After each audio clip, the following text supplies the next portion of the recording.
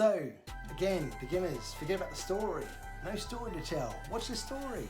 The difference between being a professional magician and a beginner or even an amateur is that a professional magician takes the time and to consider a story and takes the audience on a magical journey that draws them in.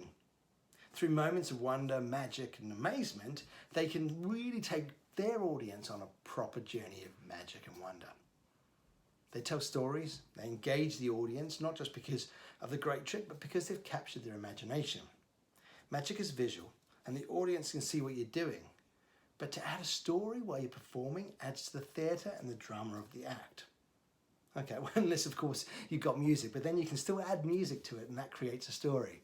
So it draws the attention and makes them curious. This is so much more exciting than just saying, now what I'm going to do next and what I'm going to do or what I'd like you to do and then telling them what you're going to do. I mean, where's the surprise in that? Don't tell them.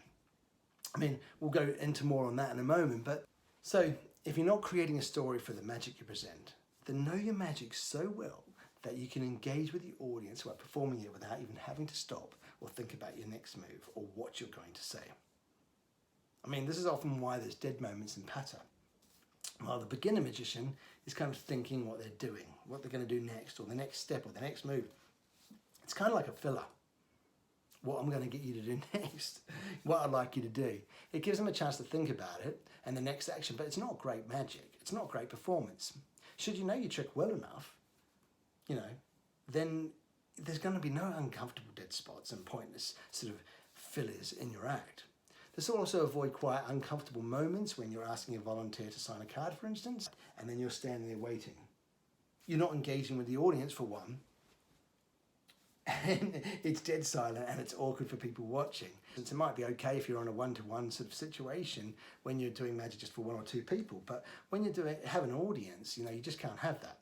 If you know your routine well enough, you can then proceed with asking them questions or their name or telling a joke or explaining to the audience why you're getting them to write on the cards. It's something rather alien and odd to so many people.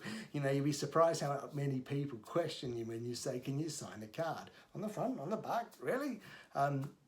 Explain them just that the reason why we're getting you to sign a card is there's no duplicates in the pack. It keeps the dialogue going, educates them, I guess, a little bit, and avoids any uncomfortable silence. And that's also knowing and I guess being comfortable with your magic. So there's no need to learn a script as such by heart, although in some cases probably helps.